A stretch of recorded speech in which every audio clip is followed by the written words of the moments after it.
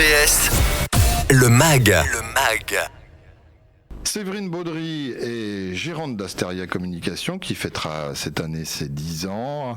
Donc à sa tête une femme et un homme d'expérience, rejoint par un florilège de jeunes pousses déjà bien avertis et qui partagent des valeurs communes comme le respect de l'environnement, la cohésion d'équipe bienveillante dans les accompagnements que vous pouvez prodiguer et les conseils que vous pouvez dispenser. Séverine, bonjour. Bonjour Michel. Merci d'avoir accepté notre invitation. On dit de vous que vous êtes réfléchie et inventive, que vous mijotez des solutions qui feront saliver vos concurrents, que vous êtes collectionneuse de montres à l'arrêt, navigatrice au long cours et working girl 3.0. En fait, quand je dis de vous, je me suis imprégné de votre site. Je vois que vous avez bien consulté le site internet. Votre site et je me suis dit, ça va être intéressant qu'elle puisse nous développer quelques éléments. Tout d'abord, on va revenir à l'agence. 10 ans cette année, au mois d'avril, important. Tout à fait, une date importante pour l'agence, créée en 2016 avec la volonté d'accompagner les entreprises sur des terrains authentiques pour casser un petit peu les images reçues de la communication. On est vraiment attaché à cette valeur-là. Et puis voilà, 10 ans plus tard, on est toujours là, l'équipe a grossi et on accompagne toujours encore plus les entreprises sur toujours les mêmes valeurs.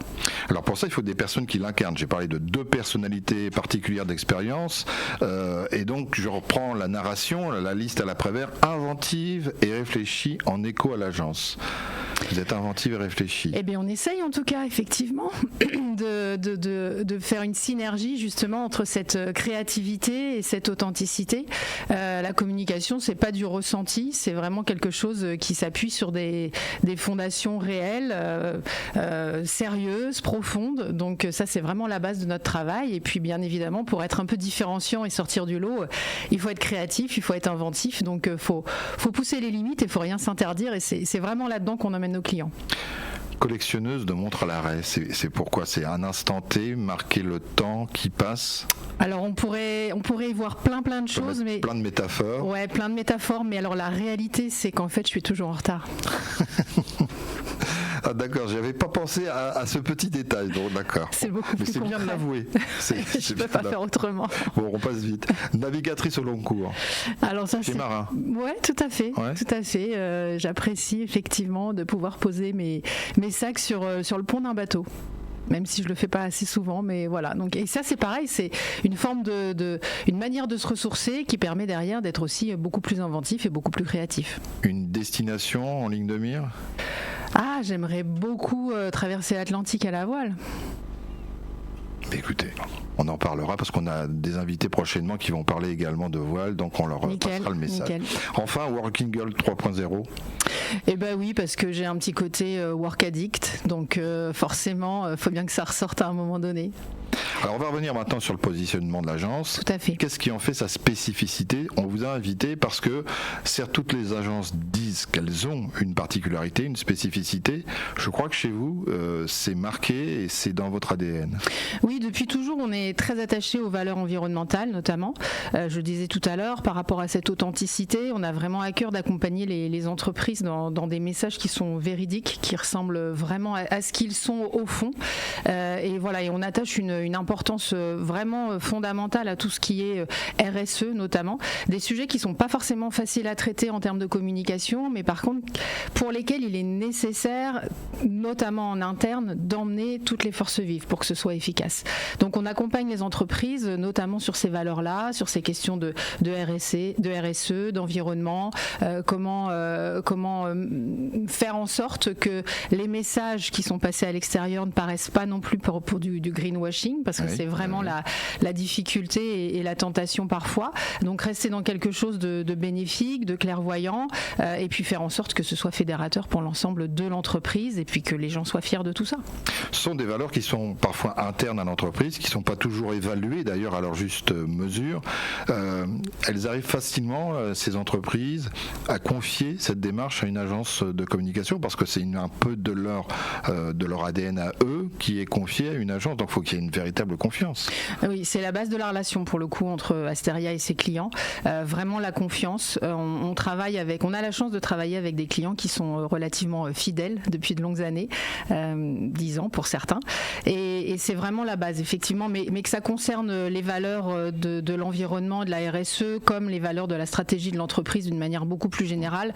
Il faut que les dirigeants ou les personnes avec lesquelles on travaille nous fassent confiance et j'ai envie de dire nous confient presque leurs petits secrets parce qu'on a besoin de connaître l'environnement, la stratégie, les fondamentaux pour pouvoir les accompagner au mieux. Donc ça c'est vraiment nécessaire et je pense que la confiance ça fait vraiment partie de nos valeurs. Est-ce que RSE ça colle à l'identité des on va dire grandes entreprises, des grands groupes, ou est-ce que ça peut aussi être une démarche de TPE et PME? Est-ce que là c'est plus compliqué? Est-ce que vous avez la diversité de ces clients? Non, ça concerne toutes les entreprises et encore plus, j'ai envie de dire, les TPE, PME qui ont besoin d'être accompagnées parce que c'est des problématiques sur lesquelles elles ont envie d'aller pour la plupart, mais elles sont souvent un petit peu désemparées et ne savent pas forcément toujours par quel bout prendre le problème, j'ai envie de dire. Et là, nous, on est là aussi parfois pour leur éclairer un petit peu le chemin. On est d'ailleurs en partenariat, on travaille depuis la création d'une association qui s'appelle NEOD 2030, dont la mission est d'accompagner les entreprises et notamment les TPE PME normandes sur ce chemin de la RSE et de la décarbonation.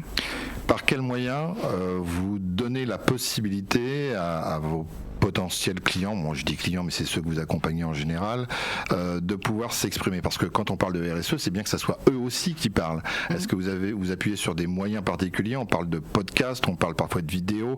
Est-ce que ce sont des choses que vous utilisez pour qu'il y ait un flux direct, c'est-à-dire que vous êtes l'intermédiaire mais en fait on voit directement l'image de marque à travers ceux qui l'incarnent? Nous on est là, on n'est que des passeurs en fait, hein. Donc effectivement on façonne un petit peu le message, on fait en sorte qu'il résonne de manière claire et qui résonne fortement, mais bien évidemment il est porté par l'entreprise et après on utilise tous les leviers qui sont à notre disposition, que ce soit des leviers très classiques comme le print, ça existe encore, mais aussi bien évidemment tout ce qui passe par les réseaux sociaux. J'avoue que LinkedIn est un petit peu notre réseau de prédilection, et puis bien évidemment ça passe par des vidéos, ça passe par des podcasts, ça passe aussi par de la formation, puisqu'on accompagne également l'ADN, l'agence de développement de la Normandie, le développement économique de la Normandie, sur des sessions de masterclass pour faire en sorte d'accompagner les entreprises à faire de leurs salariés des ambassadeurs pour délivrer justement ce message autour de la RSE et de ce que fait les entreprises. Donc ça passe par plein de formes, il n'y a pas de limite. On parlait de deux personnalités d'expérience, on en a une, il y a un homme qui n'est pas là mais qui s'appelle Vincent Pommier qui vous accompagne, et puis il y a des petites pépites qui tournent autour, qui doivent apporter leur contribution et qui doivent venir parce qu'elles sentent des valeurs. C'est comme ça que ça se passe. Et comment vous faites en fait pour dénicher ces pépites? C'est eux qui viennent, c'est juste un stage, une alternance, ou ça va plus loin?